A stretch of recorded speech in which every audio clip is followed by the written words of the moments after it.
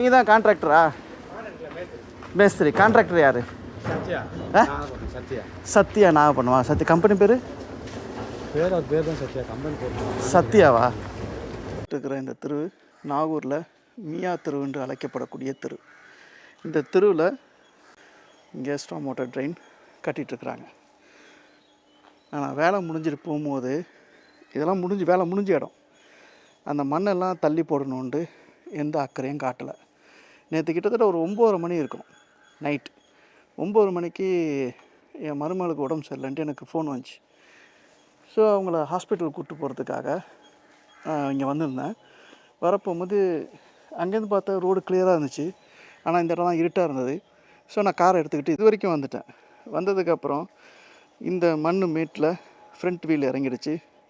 இறங்கினதுக்கப்புறமா back வீலுக்கும் front வீலுக்கும் இடையில் இந்த மண் மேடு வந்து பயங்கரமாக ஸ்க்ராட்ச் பண்ணிச்சு. காரை கடந்து இங்கே உள்ளக்க போகிறதுக்காக வரேன். சரியான கும்மிருட்டு, அந்தளவுக்கு வெளிச்சம் கிடையாது.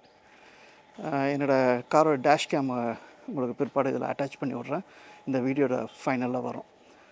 இங்கே பார்க்குறேன் இவ்வளோ பெரிய ராக்கு போல்டர்ஸ் நிறையா. அதை தாண்டி வரப்போகும்போது நீங்கள் பார்க்கக்கூடிய இந்த காங்க்ரீட் மிஷின் வந்து இங்கே ரோட்டில் கிடக்கு.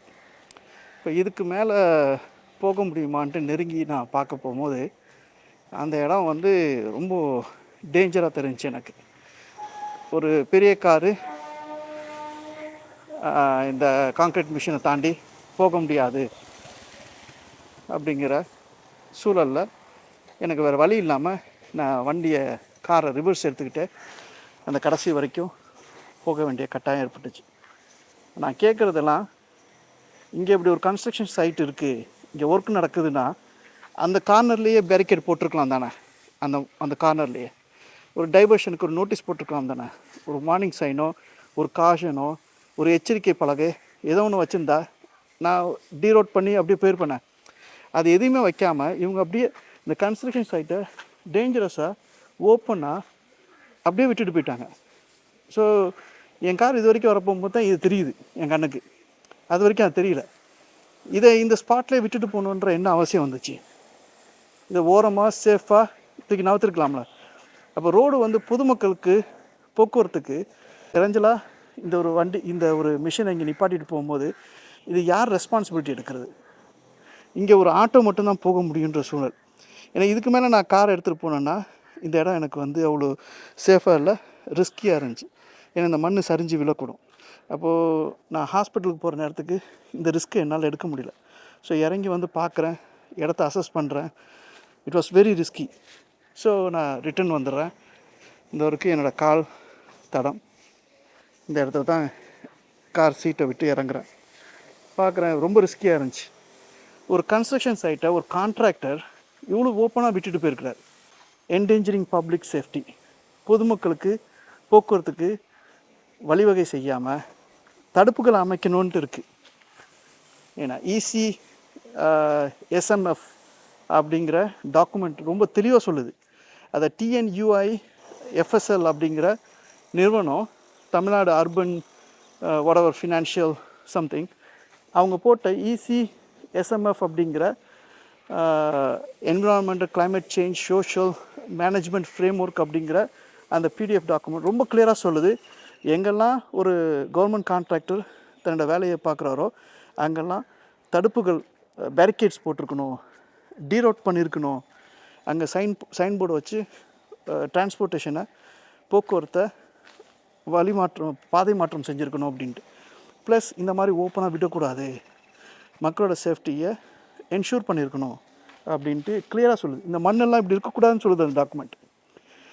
UGD பைலாவும் அதான் சொல்லுது, இந்த மண்ணெல்லாம் இப்படி இருக்கக்கூடாது, ஒர்க்கரோட சேஃப்டியையும் பப்ளிக்கோட பெடஸ்ட்ரியன் சேஃப்டியையும் கான்ட்ராக்டர் என்ஷூர் பண்ணணும். அப்படி கான்ட்ராக்டர் என்ஷூர் பண்ணாத கான்ட்ராக்டரை கமிஷனர் அல்லது கலெக்டர் அல்லது அந்த whatever the டிபார்ட்மெண்ட் அவங்க வந்து அவங்கள பிளாக் லிஸ்ட் பண்ணணும்னு சொல்லுது. இந்த மண் குவியல் ஒரு பக்கம், அங்கே ஒரு மண் மேடு ஒரு பக்கம், எப்படி மக்கள் ஃப்ரீயாக போக முடியும்? இங்கே கன்ஸ்ட்ரக்ஷன் நடக்குது, கண் கூட பார்க்குறோம். பட் இருந்தாலும் அங்கே ஒரு சைனேஜ் போட்டிருந்தா என் வண்டி இவ்வளோ தூரம் வந்திருக்காது. நான் அப்படியே போயிருப்பேன். இப்போ எந்த சைனேஜும் இல்லை, எந்த ரிஃப்ளெக்டரும் இல்லை, ஈஸியாக அப்படியே விட்டுட்டு அந்த ஒர்க்கை அப்படியே விட்டுட்டு போயிட்டார். இப்போ இதுக்கு ஒரு கவர்மெண்ட் ஸ்டாஃப் போட்டிருக்கணும் தானே முனிசிபாலிட்டிலேருந்து. அவர் வந்து ஒர்க் சைட்டை இன்ஸ்பெக்ட் பண்ணும்ல, ஒர்க் சைட்டில் உள்ள பப்ளிக் சேஃப்டி என்ஷூர் பண்ணணும்ல. ஏன் அதை போடலை? ஏன் அவர் ஜாபை பண்ணல? யார் இந்த ரெஸ்பான்சிபிலிட்டி எடுக்கிறது? சட்டத்தில் இருக்குது. BNS 125 சொல்லுது, BNS 270 சொல்லுது. பட் ஸ்டில் உங்கள் UGD பைலா சொல்லுது, கவர்மெண்ட் சொல்லுது, கவர்மெண்ட்டோட நாம் சொல்லுது, கான்ட்ராக்டர் எடுக்க போகும்போது கான்ட்ராக்டருக்கு கொடுக்கக்கூடிய அந்த சட்டத்திட்டங்கள் தெளிவாக சொல்லுது. இருப்பினும் இவ்வளோ டேஞ்சரஸாக இந்த சைட்டை விட்டுட்டு போயிருக்கிறார். அந்த கான்ட்ராக்டர் யார்? ஏன் அவர் மேலே நடவடிக்கை எடுக்கக்கூடாது? அவர் மேலே நடவடிக்கை எடுக்க வலியுறுத்தி மாவட்ட ஆட்சித்தலைவர்கிட்ட பணிவன்போடு கேட்டுக்கிறேன். தேங்க்யூ.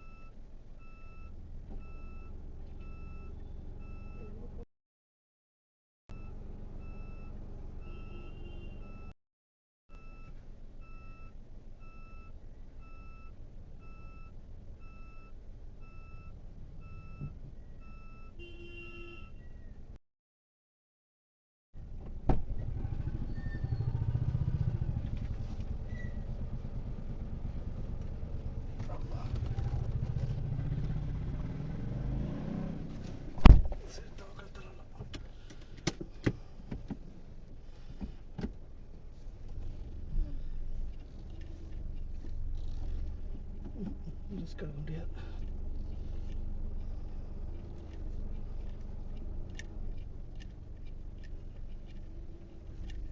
நீங்கள் தான் கான்ட்ராக்டரா? மேஸ்திரி. கான்ட்ராக்டர் யார்? சத்யா. நான் பண்ணுவா. சத்யா கம்பெனி பேர்? அவர் பேர் தான் சத்யா. கம்பெனி பேர் சத்யாவா? நேற்று அங்கே ஓப்பனாக பள்ளம் கொட்டிட்டீங்க. ஏன்னா ஓப்பன் டிச்சு, சரியா? அங்கே மண், சிமெண்ட்டு மூட்டை, இந்த ட்ராலி இங்கே, அந்த ரோலரு நடு ரோட்டில். உங்கள் கைட்லைன்ஸ் இருக்குல்ல, ஒப்பந்த கைட்லைன்ஸு, கான்ட்ராக்ட் கொடுக்க போது ஒரு ஒப்பந்த கைட்லைன்ஸ் இருக்குது. அப்புறமா கவர்மெண்ட்டு ஒரு சட்டம் போட்டிருக்கு, எப்படி ஒப்பந்ததாரர் வேலையை முடிச்சுட்டு தெருவை வச்சுட்டு போகணும் அப்படின்ட்டு. இருட்டு, அங்கே எந்த பேரிகேடும் இல்லை. இங்கே ஓப்பன், எல்லாமே ஓப்பன், இதெல்லாம் ஓப்பன். குறிப்பாக அந்த இடம் ஓப்பன். இதை தூக்கி நடு ரோட்டில் வச்சுட்டு போயிட்டார். எனக்கு இந்த இருக்கிறது தெரியாது. நான் காரை எடுத்துக்கிட்டு ஹாஸ்பிட்டலுக்கு குழந்தைய 102 டிகிரி காய்ச்சலில் நான் குழந்தைய எடுத்துகிட்டு போகிறேன்ட்டுருக்கா காரில் என் மருமகளை கூட்டிகிட்டு இப்படி வந்துட்டேன். இங்கே பிளாக்ல இருக்குங்க. இல்லையே, இந்த இடம் எந்த டூலர் மட்டும் வர மாதிரி இருக்கு. பேரிகேட் போடணும். மண்ணு கொட்டிட்டு நான் பேரிகேட்னு எப்படி எடுக்க முடியும்? இந்த அந்த மஞ்சள் பை தொங்குது பார்த்தீங்களா, அங்கே ஒரு முட்டு, அந்த முட்டு, அந்த மண். ஆக்சுவலாக இந்த மண் ரோடு சைடில் இருக்கக்கூடாது. UGD பைலா பிரகாரம் இந்த மண் இந்த சைடில் இருக்கக்கூடாது.